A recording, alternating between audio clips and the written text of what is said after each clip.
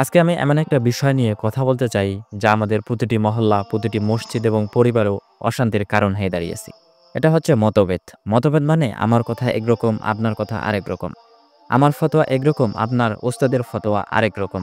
তাহলে প্রশ্ন হচ্ছে, মতভেদ কি ইসলাম বিরোধী? মতভেদ মানেই কি ভুল?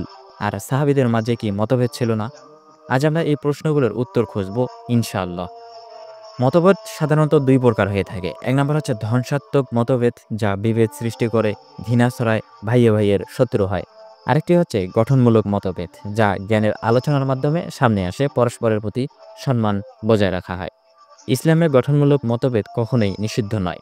রসুল সাল্লাল্লাহু আলাইহি সাল্লামের যুগেও এমন অনেক ঘটনা রয়েছে, যা একই কথা শুনে সাহাবীরা বিভিন্নভাবে বুঝেছেন এবং রসুল সাল্লাল্লাহু আলাইহি সাল্লাম তাদের উভয় দিককে মেনে নিয়েছেন। যেমন একবার হযরত মুহাম্মদ সাল্লাল্লাহু আলাইহি সাল্লাম একদল সাহাবীকে বললেন, তোমরা মাগরিবের আগে বনু কুরাইজার এলাকায় নামাজ পড়ো না। তারা রওনা দিলেন। পথিমধ্যে মাগরিবের সময় হয়ে গেল। এখন সাহাবারা দুদলে ভাগ হয়ে গেল।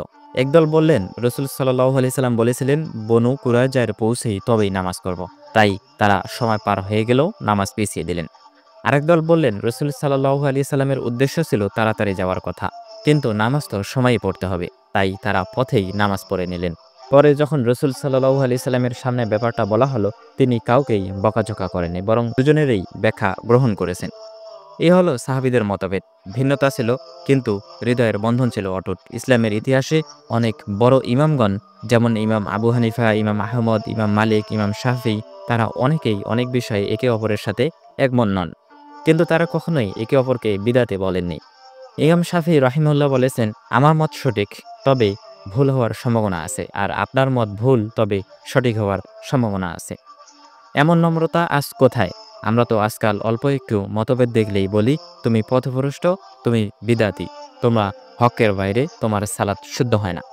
আমরা সাহাবীদের মতো মতভেদ মেনে চলতে শিখিনি, বরং তাদের নাম নিয়ে একে অপরকে কটাক্ষ করি। এটা কতটা দুঃখজনক। আল্লাহ তাআলা বলেন, তোমরা যদি কোনো বিষয়ের মতভেদ করো, তাহলে তা আল্লাহ ও রসুলের দিকে ফিরিয়ে দাও। সূরা নিসার ৫৯ নম্বর আয়াতে আল্লাহ তাআলা একথা বলেন। এর মানে হলো, আমরা যদি মতভেদে পড়ি, তাহলে আমাদের করণীয় হচ্ছে প্রথমে কুরআন দেখি, তারপর হাদিস দেখি, তারপর সাহাবীদের আলোচনা দেখি, তারপর ইমামদের মত দেখি। কিন্তু কেউ যদি হকের কথা শুনেও অহংকার করে, তাকে নিয়ে বিতর্ক না করে বরং দোয়া করাই উত্তম। আজকে কি আমরা বড় কোনো বিষয়ে বিভক্ত? না, আমরা বিভক্ত। আমিন জোরে না আস্তে বলবো এই বিষয়ে, হাত বাঁধবো না ছেড়ে দেব এটা নিয়ে। এসব ছোট বিষয়ে ঝগড়া করার সময় কি আমাদের আছে? পাশে যখন ফিলিস্তিনের ভাইয়েরা রক্তে ভাসছে, যখন চীনে মুসলিমদের কুরআন পড়াও নিষিদ্ধ, তখন আমরা নিজেদের মাঝে এতটা হীন হয়ে যাচ্ছি। আসুন, আমরা আজ সত্যিকারের সাহাবীদের বুঝ অনুসরণ করি। মতভেদ থাকুক, কিন্তু ভালোবাসা থাকুক। ভিন্ন মত থাকুক, কিন্তু দোয়া থাকুক। আমার কথায় আপনি একমত নাও হতে পারেন, তবুও আমি আপনাকে ভালোবাসি, কারণ আপনি আমার ভাই। আপনি একই উম্মার অংশ। আমাদের ঐক্য থাকলে কেউ আমাদের ভাঙতে পারবে না। আর আমরা যতটা ভাগ হব, ততটাই দুর্বল হয়ে যাব।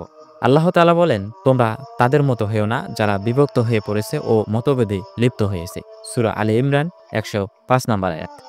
আপনি হয়তো সালাফি, আপনি হয়তো হানাফি, আপনি হয়তো তাবলিগি বা আহলুল হাদিস, কিন্তু আপনার সবচেয়ে বড় পরিচয়, আপনি আগে একজন মুসলিম।